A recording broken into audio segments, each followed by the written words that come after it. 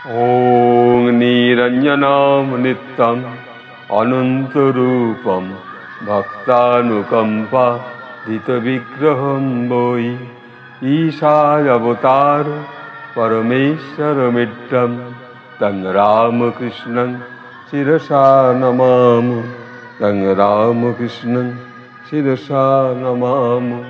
तं रामकृष्णं शिरसा नमामि।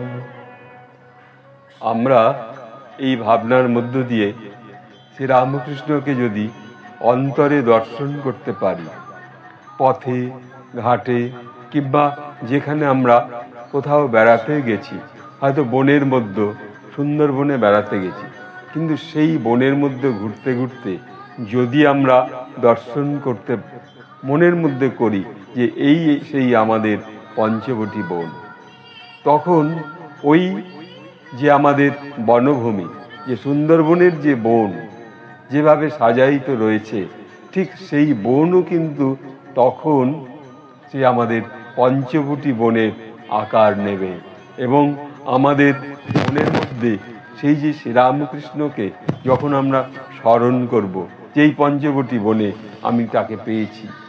এই সুন্দরবনে বেড়াতে এসে বাঘ দেখবার চেষ্টা করছি, হাতি দেখবার চেষ্টা করছি, আবার হরিণ দেখবার চেষ্টা করছি, কিন্তু কে ছুটে আসবে?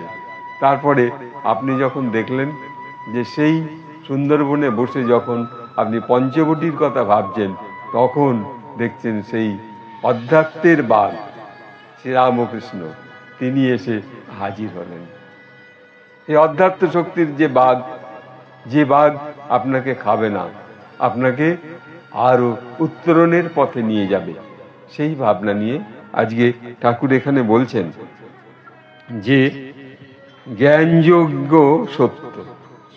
তাহলে এই যে আপনার মনের মধ্যে একটা জ্ঞানের সঞ্চার হলো, যে সুন্দরবনে বেড়াতে এসে বাঘ দেখতে না পেয়ে আপনি স্বয়ং সেই অধ্যাত্মের বাঘকে স্মরণ করতে করতে তাকে অনুসরণ করলেন।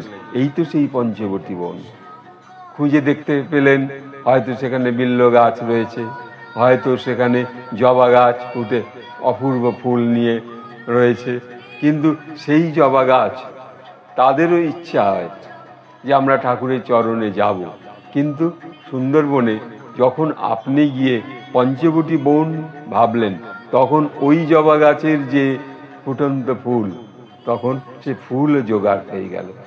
এই যে মনের জ্ঞান, মনের ভাবনায় তাকে জ্ঞানেতে নিয়ে আসা, এই জন্য তিনি বলছেন জ্ঞানযোগ সত্য, আবার ভক্তিপথ সত্য। তাহলে এই ভক্তিপথে আপনাকে তখন ভাসিয়ে দিয়েছেন।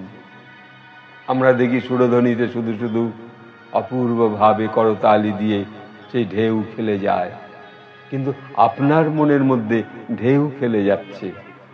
সুন্দরবনে গিয়ে তখন আপনি বারবার ভাবলেন এই তো সেই দেবী দক্ষিণেশ্বরের যে মূর্তি, এই তো সেই আমাদের আপন পঞ্চবটী বন।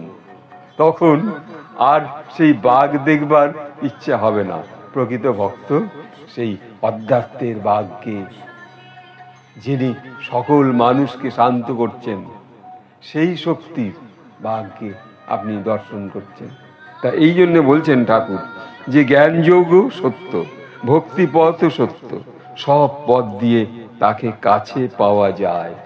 দেখুন কি অপূর্ব তার শ্রীমুখের বাণী শ্রীরামকৃষ্ণ, সব পথ দিয়ে তাকে পাওয়া যায়। আপনি গেছেন বেড়াতে, ওপাশে জল থই থই করছে, এপাশে নৌকো করে যাচ্ছেন, আর আপনি দূরে দেখছেন কোথায় বাঘ নেই। সুন্দরবনে সেই অপূর্ব অধ্যাত্ম শক্তির বাঘ আপনার মনের মধ্যে এসে সেই ভক্তি স্রোত নিয়ে আসে। তাই এই যে সামান্য ভাবনা, সামান্য চিন্তা আপনার মনের মধ্যে যখন জাগরিত হচ্ছে, তখন আপনি আপনার পরম পুরুষ সেই পরম শ্রীরামকৃষ্ণ দেবকে অন্তরে পাবেন। আজ আপনাদের এই যে ক্ষুদ্র ক্ষুদ্র, ঠাকুর বলতেন না রোজ রোজ বসতে হয়, তাই আমার এই ভাবনায় এই রোজ রোজ একটু ভাবনা।